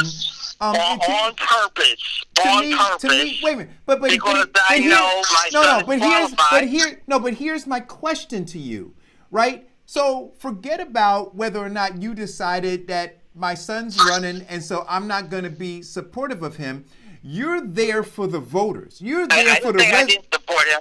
I didn't say that. Listen to me. You're there for the residents. And so if you saw your son moving down this process, and if in fact, as was indicated here in a text by me, that there were 2 people who may have been more qualified, just as you have your thumb on the scale when you decide to endorse a candidate for mayor or endorse candidates for council or endorse candidates for the Board of Education, why wouldn't you then take your position and endorse the most qualified person to sit in that seat to help move our children to a better educational future? Why would you be hands-off? I thought my son was qualified enough that he could, if they listen, and the audience there, which was the board members, the audience that was participating in the audience, if you look at the video, and you tell me who was the best candidate. I'm not going to look at a video. I felt like I did not have to. I think that I felt that he was strong enough to stand on his own merit. So what we're talking about, I'm fighting a ghost or a perception on the phone here. No, but it's not the a video. I got a question video is reality. Anthony, I got a question for you. I could argue reality of the video, but perception or what people have, I'm like arguing with ghosts here that I could never. I got a question for Anthony. What is your job? What is your job as the chairman of the Democratic Party there in Hillside. What's your job? Both of you were talking at the same time, so who am I supposed to listen to? This is Eric. What is your job? What do you see your job as being as the chairman of the Democratic Party in Hillside? What's your responsibility? To help select candidates, and I say this all the time, and I'm going to say it again. Your listeners, and probably you, are involved with organizations that give out scholarships, that are opportunities for people to go somewhere and improve their life. The Democratic Party, the Republican Party, the Green Party, the Independent Party, the Socialist Party gives people an opportunity to get elected to go and improve an aspect of whatever that platform is that they ran on. When somebody who is selected or endorsed by the Democratic Party goes to the that office, elected successfully, and fails or succeeds, don't blame the party, especially when you fail. Don't blame the party. That's like, let me just say this. That's like you giving a kid a scholarship, they go to college, don't get along with the professor, come late to class, classmates don't like them, and they blame the people that gave them the scholarship to get there in the first place. Okay, so let me ask you a question. I don't want anybody to interrupt, please. This is because, let me just, go ahead, Diane, because I said something. Go ahead, Diane. One second, Kevin. So there's somebody in the feed, and you can always go back and see Anthony later on and respond to the people. But one person states that folks like the Democratic chairman should not be involved in the school board. It is supposed to be a nonpartisan position. That is not about Antonio, your son. It is about too much political power influence in the board of ed. No objections to your son as an individual candidate. However, concerns are that the board is now and always votes unanimously for everything. So there are no independent thinkers on there. So let me ask you a question. Let me. Can I address what she said before we move on? Can I address that? No, because I want to ask you. I don't want to ask. Go ahead. I want to make a statement. And then you can talk. You can go on and talk as long as you want to. Are you suggesting that you're not aware of the term, or that I have a deeper understanding of what the word, the perception issue is? You don't understand that? Are you suggesting that when I ask you that word, right, that you have a problem with the perception issue that this is brought forth? I never said. Oh no, because you asked me. No, listen. Let me tell you something. Let me tell you what I'm asking you. Listen. I've been asking you very appropriate questions, but to say that to me or anybody that's listening that you don't really clearly understand the perception issue, and it's just amongst us three. I didn't say no to. I didn't say no to that question. Wait a minute, though. I didn't say no to that question. Okay, so I didn't say no to that question. When you said Anthony, I sat here for a certain period of time and I didn't say anything. Right? I let you answer all of your questions. I'm not going to. I don't want you to say I said no to the perception issue. I said I can understand that. But you gave me clarity. You just gave me clarity. I said okay. Because I told people, look at the video. That's what I said when you said the perception. Clarity on what I was saying. I asked you 4 other questions. You said no. Okay, I think your responses were intellectually dishonest. But so let's move on from there, because it's not an attack about your son. So do you believe that with all the experience that all of us had on this phone, and probably some of the informed class people, do you believe that what you told us was efficient? Like you thought, I don't know the process of how this is done. I don't know how the sausage is made. I don't know how the relationships are articulated based on my relationships or people I put in office. Some people do well and reward you well when you help them win, and some people are garbage. You got to throw them in the garbage and keep them there. But are you suggesting that the 3 of us on this phone don't know how the sausage is made, how we manipulate process? I thought the call. Are you suggesting? Okay, can I get a word in to answer the question? Answer the question. First of all, no. I can't let you do that to me. First of all, the call is about my son getting the appointment. No, you're now putting it to what you think. The call went beyond that, Anthony. The call went beyond that because you were talking about how. But you're suggesting that. Do I know about the 3 of you and what? how situations were made. I'm talking about a situation in Hillside last night. So I don't understand what your judgment got to do with that.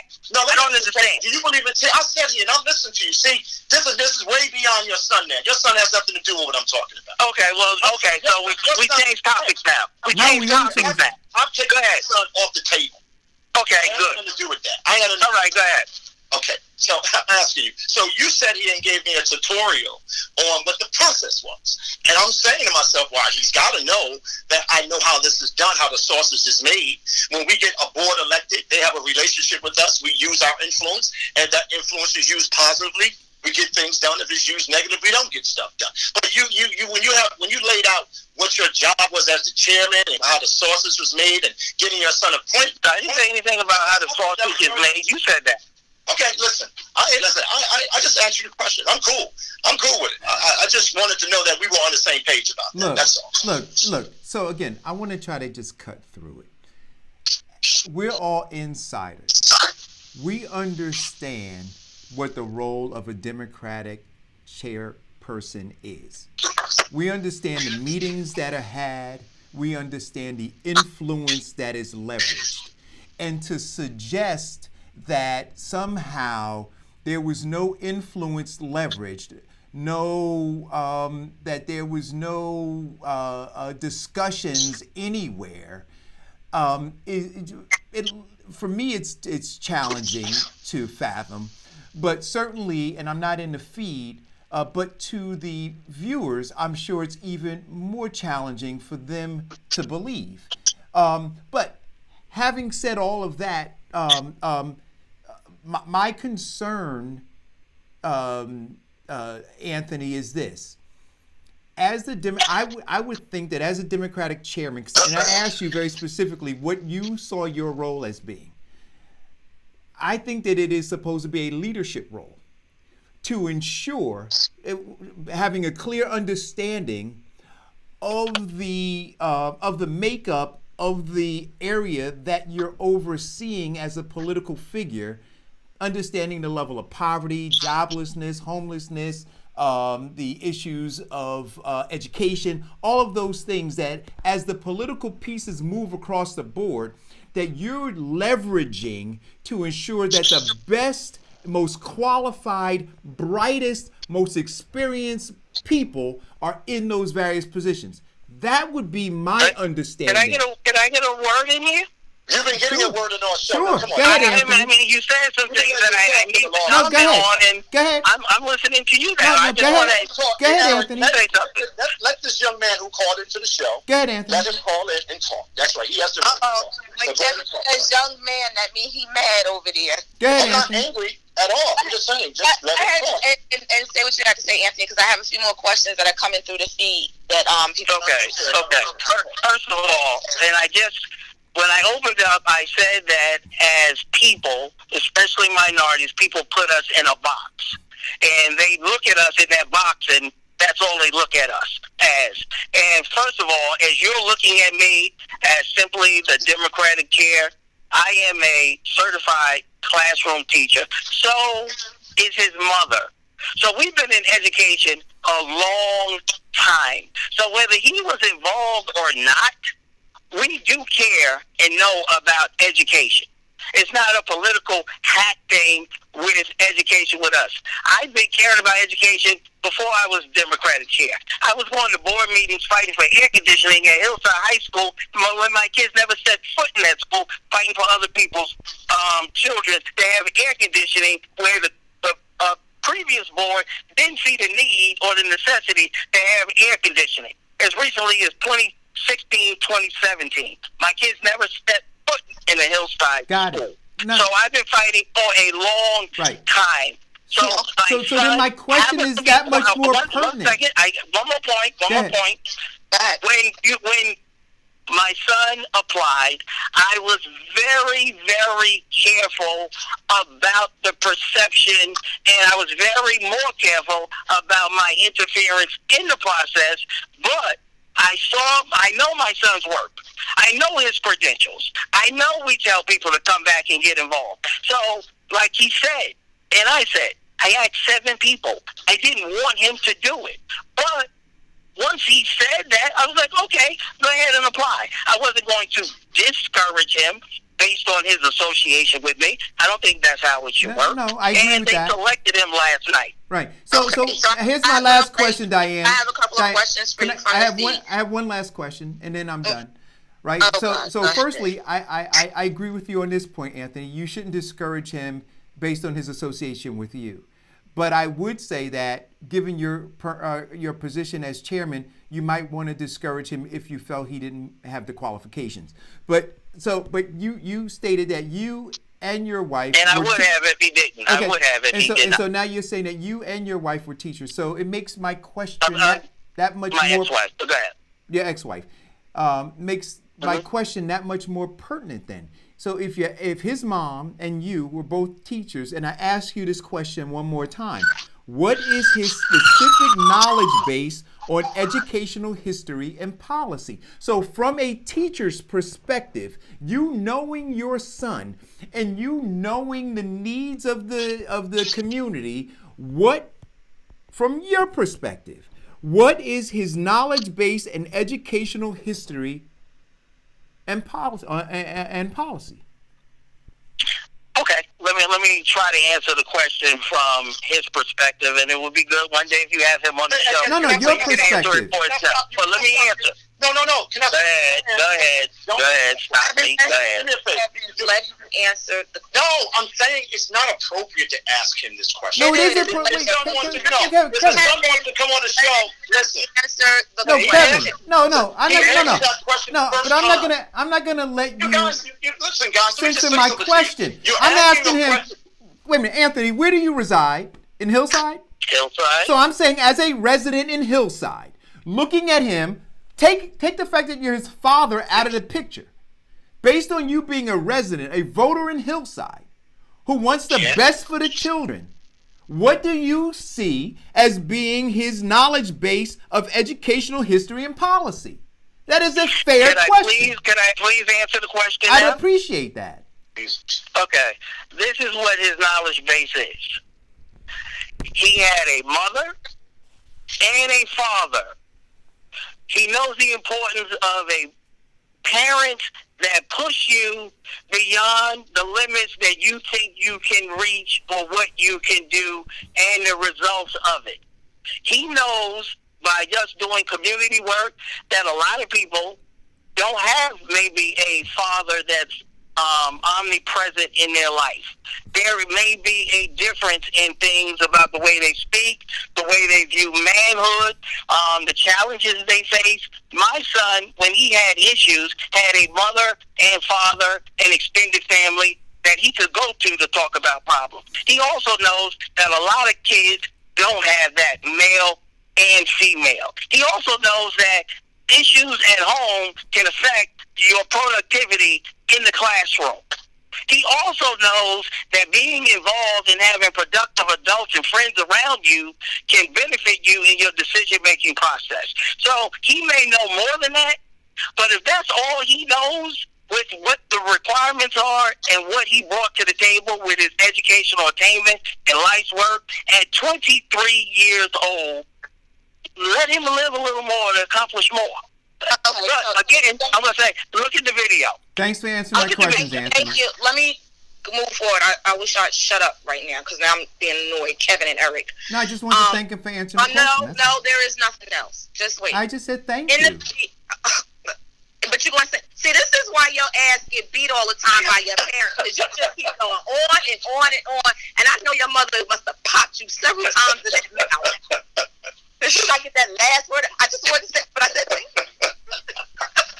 I can't with you. Go ahead, Diane. Go ahead. Okay, so in the feed, there's some questions, Anthony, and some people want to know, did you, as the chairperson or a resident of the Hillside Township, have individual or private conversations with any board members regarding your son in the application process? Well, people called me and said, is this your son? Does he Salters? I said, yes. Did you have any questions prior to the selection process, and was your son given the questions prior to the interview? Absolutely not. Okay, so in the other feed, people are saying that you're sounding very dishonest and that there is clearly nepotism that's happening, and we hold our own people at a higher standard, and we would hope that you would want to do the same thing to represent us. Nepotism. I'm not an agent of the Board of Education. I'm not an employee there. So where's the nepotism? I'm not the superintendent of schools there. I'm not a board member there. Okay, so where's the nepotism? Let me address that. How many current school board members did you support on the Democratic Party line? 7. How many boards? No, I'm sorry. Let me take that back. 1, 2, 3, 4. 4 people you supported, including now your son making 5. My son is not on. He didn't run. He's not on the Democratic Party line. Okay, so right now he still makes 5 on that board seat. 4 out of 9. 4 out of 9. So you only supported 4 people. You sure? 4 out of 9. Okay. 4 out of 9. How many council people did you support in the last Democratic election that won? Now, let me ask you this. Are we vacillating between my son and the board, or are you asking another complete question? We're asking you strictly the question. How many people on the council did you support on the Democratic Party line? Last time they ran, I supported 4 people. So are you telling in the last election?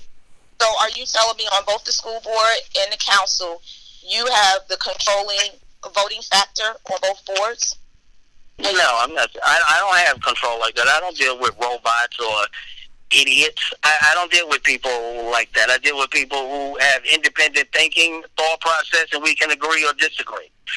I might disagree with some decisions they make, and they may make horrible decisions depending on who you're talking about in particular. But I don't deal with people who don't have a independent thought process. You're making a really, Anthony, I'm starting to think, like I say about Raz M5 in Newark. Sometimes it's better not to say anything than to keep talking, because you're making yourself look even more guilty. Because I don't know how. 7 people on the council that you supported in the council. You said in the last election, you said yes. I said I supported 4 people. Well, there was only 4 people that ran, Anthony. Like, right. I supported 4 people. It was 4 wards. I endorsed 1 candidate per ward. The last 2 elections, you supported 7 people, and all your 7 people were there. Like, come on. Okay, so you're expanding that. But you said the last election, how many people I supported? I said 4. The election was in November. I supported 4 council people. There was also some questions in the feed. People say that you supported the last superintendent for the school board that has now been put out and is still on the payroll because he was illegally removed. And you also supported the new school board superintendent that came in from Newark. Is that true? The last superintendent that was removed, no, that was a board decision. I didn't even know her. The night of her appointment, I didn't know her at all. No, the current superintendent, I would say he's a tremendous upgrade over what we had. We finally have a superintendent who actually has actual classroom experience. That's an upgrade. No, I think they were referring to Dr. Gale. That was the school superintendent that's still being paid even though he's not employed by the school anymore. Well, he's only being paid because the lame duck board gave him a 5-year contract after they were voted out by the voters in their last act of official board members. They gave him a contract that the current board is in court fighting about. Okay, hey, Donnie, can I ask a question? I think we've been on this for long. First of all, let me just say this, Anthony. I appreciate you calling up. And thank you for taking my call. I hope your son has a great experience. And I just have one last question for you. Under your stewardship as the leader of the Democratic Party in Hillside, do you feel as though that the people that you have supported are qualified and efficient enough to move Hillside into the 21st century, the latter part of the 21st century? I do. Okay, that's good. Thank you. All right, cool. I can't argue with that. All right. I appreciate it. A lot of people don't have the courage to call in. I really appreciate it. And I hope your son has a great experience. Well, And listen, like everybody and what- else, we appreciate you calling in, but when the shit hits the fan and things aren't right, we're going to call you back to the carpet. And at that point, if it's the school board is still looking as bad as it has been for the last 8 to 10 to 12 to 15 years, whoever's in charge, we're going to call them back, as well as the school board members. My mother. Now, let me just say something before you end that. I don't want you to give people the impression I've been involved with the school board for 8 years. I got involved going to school board meetings because they didn't have air conditioning in the high school. And they've made tremendous progress that if you want a board member or the superintendent to come on your show. It's very great that the high school has air conditioning, but how about this? We need kids that are graduating 98th percentile as opposed to not. We need more trades in the school systems as opposed to not, because everybody's not going to college. So it's great that they got air, but that's not the point. I agree. It's about academics, but let me say this. A school official who's getting paid to accomplish those things should come on your show and talk about those things, not me. Well, now that we know that there's a new school board superintendent, I'm definitely going to reach out to him as well to come back and talk about what his goals are for the school system in Hillside, since he left a charter school in the midst of making all these plans for them. So I'm definitely... I think that would be great. I think it would be great. I encourage you to do it. That's really good. Thanks, man. Thanks for calling in. I appreciate it. Thanks, buddy. All right, buddy. Okay. Thank you. Bye. Thank you. Bye. And now I want to say to folks, in full disclosure, Anthony and I have a relationship. We have a history. Anthony and I have worked on campaigns together. Anthony and I will probably have a conversation after this show. But that does not negate the fact that we ought not lean into these hard and difficult conversations around how to do what is best for these children and for our community. And listen, we treated him with great respect, and he treated us with great respect. Yeah. That's what the show is all about. He was not afraid to call in. We're not some boogeymen. We asked him some questions. Some of them we agreed with. His earlier statement I thought was spot on about, helping black men, and I got all of that. And we got down to the devils in the details, and we move on. Thank you for calling in. I think you're right, Eric. We've all been friends with Anthony. But see, we can do that. You and I have always disagreed. We haven't always agreed with each other, Eric, on stuff. And we get an understanding of one thing. We need to have principles and demonstrate values and principles when we are making political decisions or using our influence that might impact a group of people's lives, like our children. Absolutely. And that's critical for me. Absolutely. And regardless of any of our personal relationships that we may have with Anthony, that means that we should very well be the ones to call you out when we see things are not right. Yeah. But I hope listen, I started by saying that I went through this before. I understood it. Right. And, perception is outside of all logic. Remember that. So perception is outside of all logic. Okay, well, that was good. I really appreciated that. Yeah. Oh, my God. It's 8 minutes left. What's the book that we're reading for next month? I'm tired. I need a cocktail. Hey, listen, I'm going to get my hair cut. Because it's about time. I know. I know you scare us every morning.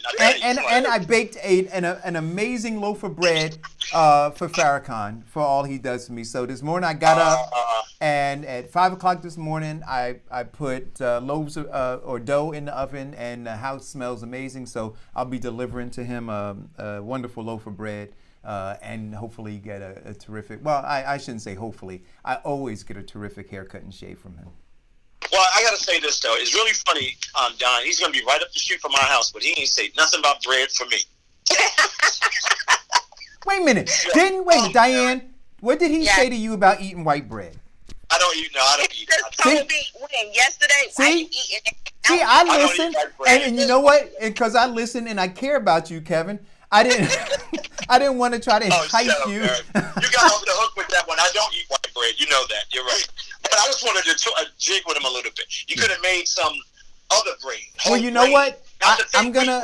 I haven't ventured into wheat bread. But maybe you will inspire me to do that. Call or go. Well, listen, I really appreciate it, Anthony. I love you, man, and hurry up with my bread.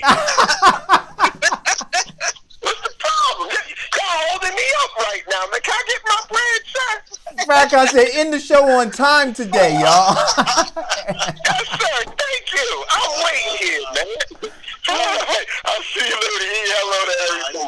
right, brother. I love you, man. The book. Yeah. Again, you know what? This is on top. This is right on topic on what we did last month on the miseducation of the Negro. I can't. But this month's book, what's the book, Kevin? There it is. It's the Willie Lynch Papers. It's going to be painful. I'm going to have a bottle of scotch that day. You and me both. It's going to be painful because once you read it out loud, I think when the books that we've been reading, once you go back and you analyze those books and you sit in your present situation, it can be quite overwhelming to understand this stuff. It's overwhelming. Yeah. It really is.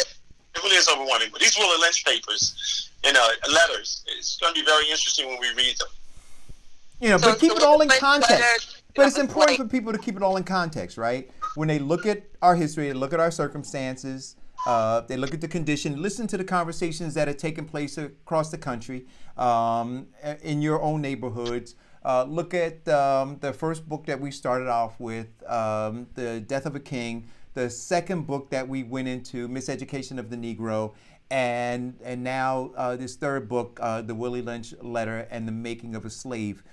There will be no denying that it was systemic. What you see that exists here was calculated and intentional.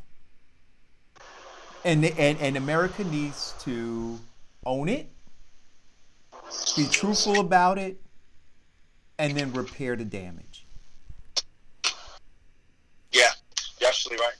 That's a great way to end the show. Thank you, Informed Class, for tuning in today. We had a great show. Thank you, Anthony, for calling in.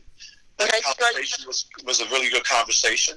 Make sure you follow and share the show. Share it on Facebook. Share it on YouTube. Subscribe to the show so you know when we're coming back on again, Monday through Friday from 10 to 12. All right, Eric and Diane, every time we have an issue that we want to discuss with Anthony, he calls in. Oh, no, you know what? You got Absolutely. Calls in. I'll give him Now, you can't say that about other Democratic chairs in other towns, hint, hint, but, at least he'll call in. And calls in. And I appreciate it. All right, guys. Where you going? We got 4 minutes. What you talking about? All right. Well, you always kicking me off early. Oh, I thought we were done.